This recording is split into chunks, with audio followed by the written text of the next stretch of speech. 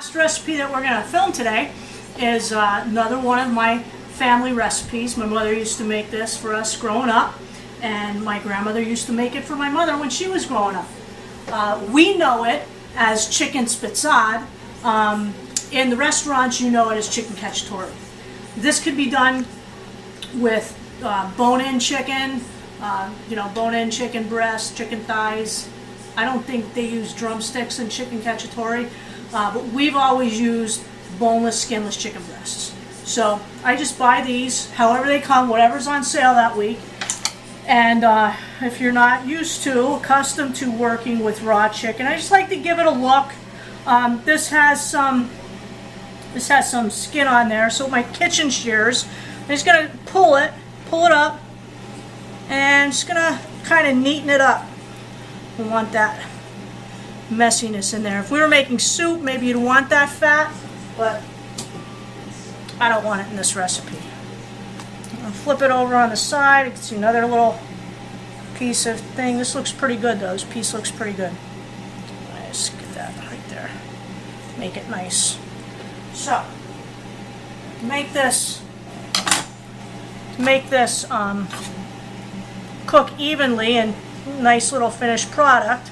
I'm going to slice it up just in a little bit more than bite-sized pieces, because as it cooks a while, it'll cook down and get nice and tender. Okay, so I'm going to take my chicken, flatten it out, and on the bias, that means on a slant, I'm going to cut, and I'm just eyeballing it. Get that little end off there. Maybe I'll go an inch here, because then I'll cut that in half. If you want, there's again 1,000 different ways you could do this. You can flatten it out and just bite-sized little chunks. It'll cook together almost like a ragu. Like that term, a ragu. With the sauce. We'll talk about sauce in a minute, because this sauce that we're going to make, I'm not going to open, no, there isn't any Prego, there isn't any Chef Boyardee in this house. We're going to make the sauce from scratch. And that's something that you can use in a lot of recipes, and I know if you make it from tomato paste, like my grandma taught me, save you a lot of money. Okay? And who doesn't want to save lots of money? Okay, so I got my nice bite-sized pieces of chicken here. I'll leave that one the way it is. Okay? Put it that. And I'm going to put it in my bowl. I already have a couple pieces cut up here. Gotta stay clean. Put that up. And what did I tell you before? Chicken always needs a little bit of help. Who stole my salt? Oh, there's, okay. Oh, thank you, Special Assistant number 1. Chicken always needs a little bit of help, so a little bit of salt. Thank you. Short people problem number 57, right? Get my pepper in there, pepper it up. Very good. And just because we like spicy, you could skip this part if you don't like spicy. Some crushed red pepper flake. I use Calabrian peppers. You can get this on Amazon. Much better than the stuff you buy in the store. Trust me. And a little bit goes a long way. Okay? So we're going to sear our chicken first, kind of like what we did with the chicken franchise. So I'm just going to take some flour, sprinkle it right in my bowl. We don't need 50,000 steps here. And here we go. My friends, best tools in the kitchen are your hands. Get in there. Make sure every piece of chicken is coated with the flour. And I think I'm going to need a little bit more. That's all right. A little bit. Making a mess here. That's all right. That's what husbands are for. He's going to eat it. He can clean up my mess, right, ladies? We do enough. Let the men clean up, right? Get Mr. Barrett over here. He can clean up my kitchen. This was his suggestion. He can come and clean it up. Right, Mr. B? I bet you Mr. B grew up eating chicken like this too. Chicken cacciatore, chicken spitzad, whatever you want to call it. Alright, so start warming up my pan. I'm going to wash my hands for handling that chicken. You gotta wash your hands of coronavirus. If you love to spend a lot of time in the kitchen, we're already used to washing our hands, right? Because once you handle raw meat, you gotta keep your hands clean. Alright. No cross-contamination in the kale house. We have enough problems. Okay. So, hands warming up. I'm going to get my canola oil. It's my frying oil. So I'm gonna just a little bit, don't need a whole lot. This is like one of those copper chef pans. I don't think you even really need to use oil, but this is the way my grandma did it. And if it was good enough for her, it's good enough for this second generation Italian girl. I'm gonna throw my pieces of chicken in and get them browned.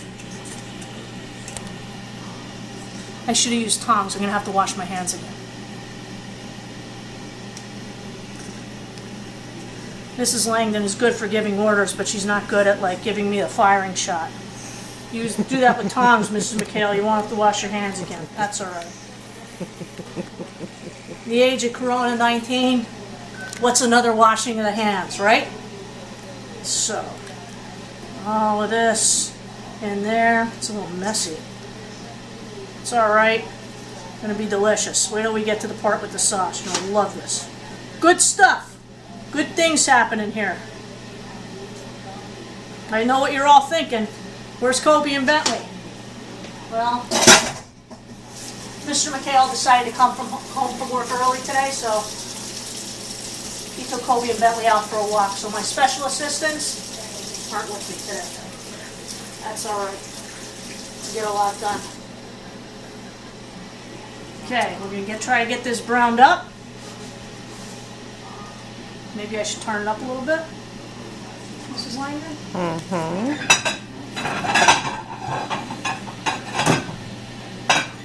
Grab my dish.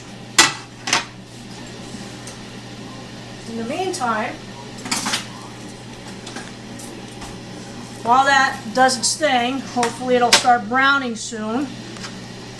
I got my contadina tomato paste for this recipe, and this was maybe 3 half chicken breasts that I diced up. I'm going to use 1 small can contadina tomato paste. Why contadina, you say? Why do you think? That's what Grandma used to use. Now my mother tells me there's no difference anymore, Karen. You don't have to buy the contadina tomato paste. You can get, she likes Wegmans brand. Right? Just like I said, there's some things that just kind of like make me feel that, you know, I'm close to my grandma, close to my aunts, who all use, you know, the same brands. Back then, there were only so many brands to use. But that's why I do it. There we go. So we can get that ready.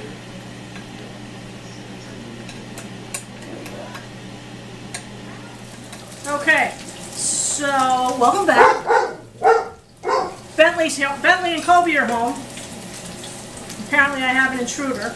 So we browned the chicken pieces. I am now taking them out of the pan, setting them aside. I've turned my heat down. Took a while for this chicken to brown up.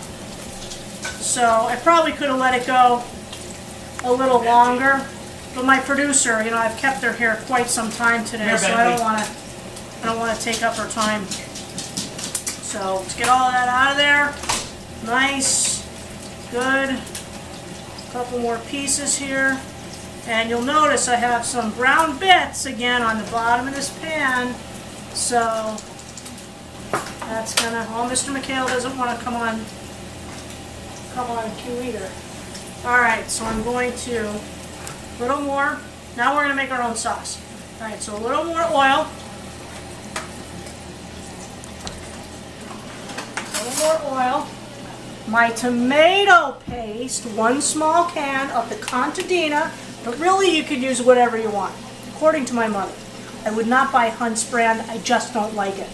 So if you're going to use Hunt's brand, please don't say it's my recipe, because I don't like the Hunt's brand at all.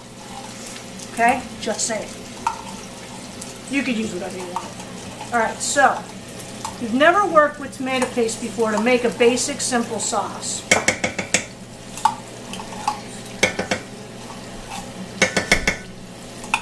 Get all that in there. You want it to cook a little bit. So I have my tomato paste in there. I'm going to grab a handful of onions. Some with green peppers are getting in there just because that's what's in my container. That's okay. Just a handful of onion, regular white cooking onion in my pan. That's okay. Good. And our friend garlic. About 2 tablespoons of garlic. I want to see a little bit more oil in there. Okay. And I'm going to use a wooden spoon to just kind of cook this around until it's broken down. My tomato paste is kind of like smooth and broken down, and I'm getting a little bit of color on my onion. So you can see how we're going to break that down. Then what we're going to do, and this can make as much sauce or as little, basic, simple sauce that you could use for anything. Italian, you can boil yourself a box of macaroni of your choosing. It's really good, simple sauce to go with it. You can, like I said, you can make as much or as little as you want. You have a little control over it. However much water you add to this mixture will create a sauce that's as thick or as thin as you like. Now, my Aunt Edith, my dear Aunt Edith, when she was teaching me to do this sauce, would say to me that for a small can of tomato paste, 4 cans of water was the rule. If you want your sauce thicker, you add 5 in the same can. If you want your sauce thinner, you go 3 cans of water. So you'll see what I'm going to do here in a second. Alright, so I'm getting some color on there. I'm kind of stirring up to get all that stuff that stuck to the side of the pan. Oh, you can hear it kind of deglazing a little bit. There's 1 can of water. I'm going to stir to incorporate that sauce. Let's get another can of water. And I'm going to get my 3rd. Kind of like it a little thinner. We're going to add to this, so you'll see in a second. I always start with 3.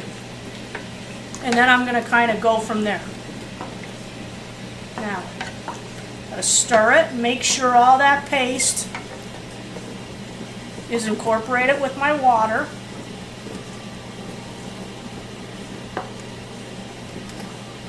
Yeah.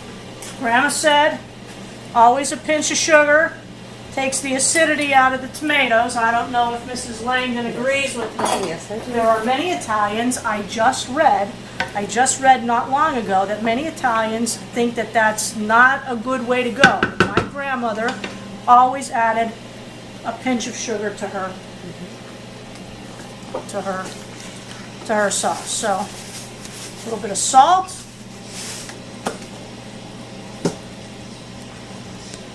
Reach over. Look at that. Look at that chicken franchise going there. Oh my goodness, it's delicious. A little bit of pepper. A little bit of salt. A little bit of pepper. I'm not liking that this is not coming off the bottom, so I'm going to go over here. Something to deglaze this pan, so I'm using just a little shot of Marsala wine in this. Not much, just a little touch, and that acidity should help me bring off the bits that are on the bottom of this pan. No harm, no foul. Sauce is always very forgiving. Okay, so we started with our garlic. We sauteed our garlic with some onion. a little bit of pepper, 1 small can of tomato paste, and 3 cans, fill up that can full of water in there. I mixed it up. I did my pinch of sugar. And now I'm just kind of scraping the bottom of this pan to try to get those bits up from where we sauteed our chicken. See how that's working? See how that's coming to a nice, consistent little sauce? That's a basic tomato sauce. So you can boil some macaroni, you could boil a box of rigatoni, mix it in with this sauce, and there you go, homemade spaghetti. Meatballs, that's a different show, folks. Down the road, we're not doing that today. This is all things chicken, okay? So that's, if you need more of this sauce, use 2 cans of tomato paste. Use a large can of tomato paste. They'll come in 2 sizes. This is the smaller can. Just my husband and I at home, so I usually buy the smaller cans. But when I'm making for a bunch of people, I use the bigger pans. Again, I start with the 3 can of water ratio. If I want a thinner sauce, I just add more water. So very forgiving that way. Now, so that's a basic sauce. I actually can my own tomatoes in the summertime. That is definitely another show. So I'm adding here 2 jars of my homemade, these are just plain tomato puree, to this sauce. You can, if you don't can your own sauce, most people don't. They're often on sale for Monos, the 28-ounce cans of diced tomatoes. You could buy them puree, you could buy them diced, you could even buy them whole if you were making a stew. This is the same thing. I just make my own every summertime. My cousin and I. And there you go. So to that basic tomato paste formula, I've added 2 jars of my homemade tomato puree. You don't make your own. You just get the 28-ounce can for Monos, or again, I'd stay away from that Hunt's brand. I just don't like it. And there you go. There's our sauce. You can see how that looks delicious. What do you think? And I can feel those bits from that, just that little shot of wine into that sauce. Those bits are coming off the bottom. You don't want to clean your pan in between searing something and starting a sauce like that, because you're throwing away all the flavor. So I'm using my wooden spoon, and I'm getting in there just to make sure all of those bits of flavor come up from the bottom of this pan. And they are. They're coming up. That wine is doing its job. Sometimes a can of water will do that for you. Sometimes if you don't cook with alcohol and you don't do that, chicken stock. If you don't make your own chicken stock, Collagen is a good brand to use. Keep in your pantry. Just a little shot of something to help get that off the bottom of the pan. Almost there to cook. I'm going to throw all my stuff in here. I'm good to go. Okay. Okay. Good. Now, chicken cacciatore. Italian ingredients, very simple. We browned our chicken bits. We made our sauce. Threw in some nice homemade fresh tomatoes. In my house, but you could use the Formanos. The Red Pack is another good brand that I know I buy a lot of. I'm trying to think of other names of other brands that are out there, but you know, they go on sale 4 for $1 a lot of times. So there's a big pot of sauce is something that will go a long way. Now I've already, again, for this much chicken, I've already sliced up 2 green peppers, a red pepper, and an orange pepper, and 1.5 sweet onion. And I'm just going to throw those in here. Throw those into my sauce so I don't splash my pretty outfit that I dug out for you all. Okay? That's Mrs. Langdon laughing at me. Yes, not very nice. Not very not very friendly. And you give that a stir, and into this goes my seared, diced, and seasoned boneless, skinless chicken breast. Okay? There's another dish for Mr. McHale to clean later on, and I'm going to give this a stir. Oh my goodness, can you see this? Get a close-up of it. How beautiful. How beautiful are those colors, Hanover area? I know, no blue and white in here. This almost looks like the Italian flag. I can't even stand it. Can't even stand it. Oh, you like that, the Italian flag, right? Right? Good times. Mrs. Langdon has been cooking with me all afternoon here. Thank her. She's a wonderful producer for helping us put this on. Now, one more point I want to make about this chicken cacciatore and the sauce. I made my sauce on the thicker side because if you noticed, I put raw onion and pepper into the sauce. As this cooks, that onion and pepper is going to give off the water that's inside of it. So this sauce will thin out as this pot continues to simmer. Okay? So, doesn't that look beautiful? And this could feed an army. Oh my God. Oh my God. One more thing. One more thing. Blessed salt. Yes, I have blessed salt. I'm just going to give a little pinch of blessed salt so that whoever eats this dish gets a little blessing from my kitchen to go with them. Chicken cacciatore. I'm going to put a lid on this. I'm going to turn it down to low, and I'm going to let it simmer on the stove for a good hour. Give it a stir. Serve it up with some good crusty Italian bread. Okay? Chicken cacciatore, McHale style. Have a great day, HA.